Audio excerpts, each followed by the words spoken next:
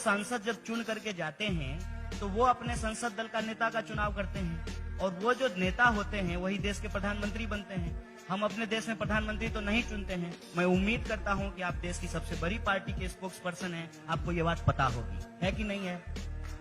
बेगूसराय में हम मोदी जी के लिए वोट नहीं करेंगे, वहां पे जिस पार्टी का उम्मीदवार होगा उसी को वोट करेंगे ना। ऐसा तो नहीं है कि 545 सीट पे मोदी जी अकेले चुनाव लड़ेंगे। आप प्रोसीजर से देश और लोकतंत्र प्रधानमंत्री को नकार रहे हैं तो आपके मन में कोई तो होगा। और आप 545 सांसद को नकार रहे हैं। लेकिन जब आप ये सवाल पूछिएगा मैडम कह देंगे कि आप मोदी बैशिंग कर रहे हैं। बताइए, सवाल मोदी जी से नहीं पूछ करके तो नेहरू जी से पूछा जाएगा। जितना ज्यादा मोदी बैशिंग करेंगे उतना ही वो ज्यादा उभर के आएंगे। वोल्डेमॉर्ट है क्या कि जितना नाम लेंगे उतना उनकी शक्ति बढ़ जाएगी? Fake it till you make it means आप झूठ पे झूठ बोलेंगे मोदी जी के बारे में, लेकिन जनता ये खरीद नहीं से बड़ा झूठ कौन बोल सकता है? मैडम एक बात आपको बता देते हैं, सामने से मोदी जी आ रहे हों और इधर से झूठ जा रहा हो, झूठ रास्ता बदल लेगा। मोदी जी सीनियर हैं, उनको देख करके स्टैंडिंग ओवेशन देगा, खड़ा हो जाएगा। अब तो सफेद झूठ के सामने कई बार लगता है कि मोदी झूठ ज्यादा पावरफुल है। और मैडम जी ने कहा कि ईवीएम पे सवाल आप नहीं उठा सकते हैं क्योंकि ईवीएम में कोई गड़बड़ी नहीं हो सकती। इतना कॉन्फिडेंस से कह रही हैं जैसे लग रहा है कि संघ के नागपुर कार्यालय में ईवीएम बना हो। बाहर से बन के आया है मैडम, और जिन देशों से बन के आया है उन देशों ने भी कहा है कि इसमें गड़बड़ी हो सकती है, इसलिए उन्होंने ईवीएम बंद कर दिया। तो लाया तो कांग्रेस ने था। दूसरी बात, हाँ आ रहे हैं, कांग्रेस पे आ रहे हैं। कांग्रेस जीत गई थी और बीजेपी हार गई थी, तो भाजपा के जो एक मंत्री हैं उन्होंने ईवीएम को क्रिटिसाइज करते हुए, सवाल पूछते हुए किताब लिखा था, आप शायद पढ़ी नहीं है। इलेक्ट्रॉनिक वोटिंग मशीन नहीं, बल्कि इसका मतलब हो चुका है एवरी वोट मोदी। गुजरात से कोई शहीद नहीं होता, गुजरात से लोग आर्मी में नहीं जाते हैं। इन्होंने काउंट मांगा था ना गुजरात, आप और आपके राहुल गांधी ने कहा था। हमारे राहुल गांधी आपके अखिलेश भैया ने कहा था। हमारे अखिलेश भैया है तो मोदी जी आपके चाचा हैं क्या? मेरे चाचा नहीं, तो कौन है? इस देश के बाप है। कौन है? प्राइम मिनिस्टर है। बाप होंगे, इस देश के बाप नहीं है। बिल्कुल आपके है। बाप होंगे, हमारे बाप नहीं है। आपके देश के बाप नहीं है, आपके बाप होंगे। आपको ओएनजीसी का डायरेक्टर बना दिया है। आपके पिता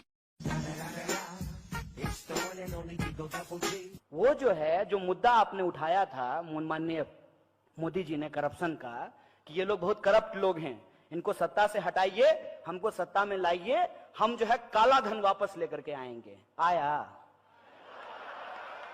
और क्या कहे थे कि हम 2 करोड़ जो है रोजगार पैदा करेंगे, मिला नहीं। अगर मेरी जाति का फायदा तो उठता ही, हम लोग सबको उठाए। मेरा रूपा झा है तो कई जगह पे हमको पता है कि मेरे उस झा से हमको फायदा उठा होगा। नुकसान? हाँ? महिला होने का नुकसान? महिला होने का नुकसान नहीं। आप 10 बजे, 1 मिनट, 10 बजे रात को जब आप दिल्ली में निकलेंगे तो जो मनचले होते हैं आपका नाम सुन करके रूपा झा है आपको छोड़ देंगे? नहीं, बात वो नहीं है। आप जिस आइडियोलॉजी को बिलोंग करते हैं वो कहता है लेनिन आतंकवादी है, उसने बहुतों को रेड टेरर में मारा है, और मानता हूं मैं भी, लेकिन नाथूराम गोडसे ने भी तो हमारे फादर ऑफ नेशन को मारा, तो उसे आप क्यों नहीं टेररिस्ट मानते हो? नाथूराम गोडसे जी पे आरएसएस का कथित, नाथूराम गोडसे जी पे हाँ, सुन तो लीजिए, बोलने तो दीजिए। बोलने देंगे कि आप लोग बोलेंगे तो ले लीजिए। बोलिए जी, ये कल को हाफिज सही जी करेंगे। बोलिए नाथूराम मुर्दाबाद। क्या है इसमें? रावण नाथूराम गोडसे मुर्दाबाद। क्या है गोल गोल घुमा रहे हैं? क्या बोलने में दिक्कत है? शिव तांडव स्तोत्र रावण ने रचना की थी। क्या दिक्कत है इसमें? है मुर्दाबाद है, इसमें क्या दिक्कत है? गोल गोल घुमा रहे हैं। जैसे हिंदुस्तान जिंदाबाद है, कन्हैया की बात सुनिए, जय है, वैसे नाथूराम गोडसे मुर्दाबाद है। बोलिए इसको। नाथूराम गोडसे जी हो या कोई भी व्यक्ति हो, हर व्यक्ति का एक लेड पर्सनालिटी होता है। अगर उन्होंने महात्मा गांधी का उन्होंने मर्डर किया है, उस पर आरएसएस का कथित बयान है, आप जाकर के पढ़िए उसको, भर्त्सना करते हुए उसको जी और अगर याद रहेगा, अगर हत्या की है और नाथूराम गोडसे जी, इतिहास याद रखेगा सुभस्ता जी, ये गद्दारी है। इसको कहते हैं देश के साथ गद्दारी। मोदी जी की बात किया, योगी जी का बात किया, कहीं पे भी राहुल गांधी का बात नहीं किया। दिल्ली से आते वक्त आप मिलके आए थे क्या? और दिल्ली से आते वक्त राहुल गांधी कौन है?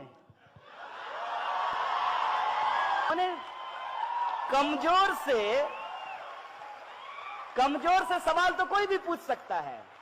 कमजोर से सवाल पूछने में क्या है? जो पावर में बैठे हैं उनसे सवाल पूछिए। आप बताइए, आप कह रहे हैं राहुल गांधी, क्यों नहीं राहुल गांधी? प्रधानमंत्री हैं देश के, क्या है? आ गया है कि जवाहरलाल नेहरू यूनिवर्सिटी जैसे विश्वविद्यालय में विद्यार्थी कितने समय तक पढ़ें, कितने समय तक रहें, क्या उसके ऊपर कोई एक मापदंड नहीं रहना चाहिए क्या? अगर Indian institute of technology Delhi में आप बीटेक करने के बाद, एमटेक करने के बाद, आप 5-7 साल बाद अगर आपको हटना होता है, क्या जवाहरलाल नेहरू यूनिवर्सिटी में वैसा बार होना चाहिए कि नहीं होना चाहिए आपके मुताबिक? ये एक्चुअली देखिए क्या है, ये एक कंफ्यूजन है। मैं बार बार बता देता हूं, जैसे हर चीज के लिए एक मिनिमम टाइम लगता है। कोई भी इंसान जब 10वीं करेगा, आप सब लोग जरा सुनिएगा, वो भाई साहब बहुत गुस्से में थे, आप भी सुन लीजिए सर। 10वीं जब आप कीजिएगा तो आपको उसके लिए मिनिमम 15 वर्ष लगेगा। 10वीं से जब आप 12वीं कीजिएगा तो 17 वर्ष लगेगा, और जब आप ग्रेजुएशन कंप्लीट करेंगे तो 20 वर्ष होगा, एमए करेंगे तो 22 वर्ष होगा, एमफिल करेंगे तो 24 वर्ष होगा, और पीएचडी करने में अगर मिनिमम भी 3 साल लगेगा तो 27 साल होगा। भैया हम कोई ज्यादा समय नहीं ले रहे हैं, ये तो सरकार ने ही मानदंड तय किए हैं, उसी के हिसाब से पढ़ रहे हैं, उसी के हिसाब से पीएचडी कर रहे हैं। और ये बार बार जो आप उम्र पे चले जाते हैं ना, तो आप मुझे बताइए, देश के प्रधानमंत्री 67 साल में युवा हो सकते हैं और हम 30 साल में पीएचडी नहीं कर सकते हैं। समझ में आया क्या? समझ में आया, मगज में आया। ये क्या कहते हैं? ये कहते हैं कि राष्ट्र सबसे ऊपर है, भारत माता की जय तो कहना ही पड़ेगा। मैं सोच रहा था कि अगर मेरी शादी हो तो मैं अपनी पत्नी को कहूं कि तुम अपना नाम भारत माता की जय कर लो, और हमारे जो बच्चे होंगे मैं उनका नाम भी भारत माता की जय बोल दूंगा, ताकि, और अपना नाम भी मैं बदल करके भारत माता की जय कर लूंगा, कि मेरा बच्चा स्कूल में जाए तो टीचर पूछे कि क्या नाम है, कहे भारत माता की जय। बाप का नाम क्या है? भारत माता की जय। माता का नाम क्या है? भारत माता की जय। और उसको फीस नहीं देनी पड़ेगी। मेरी माँ है, आपकी भी माँ होगी, हम सबकी माँ है, ये कोई नई बात नहीं है। और हर किसी का अपना एक स्ट्रगल होता है। ऐसा नहीं है कि हम कोई बड़ा तीर मार दिए हैं और आप कुछ नहीं अपने जीवन में किए हैं। हर इंसान अपने जीवन में एक स्ट्रगल करता है, लेकिन जब उसका मार्केटिंग किया जाता है, इसको आप समझिए कि मार्केटिंग क्या होता है। मार्केटिंग ये होता है कि आप कितने भी नालायक क्यों ना हो, नोटबंदी के बाद अगर आपकी मां 90 बरस की होगी तो आप उसको एटीएम के बाहर नहीं खड़ा करेंगे, ये मेरा भरोसा है। लेकिन अगर 90 साल की मां को कोई अगर एटीएम के बाहर खड़ा कर दे तो ये व्यक्तिगत बात नहीं है, ये मार्केटिंग है, ये सार्वजनिक बात है।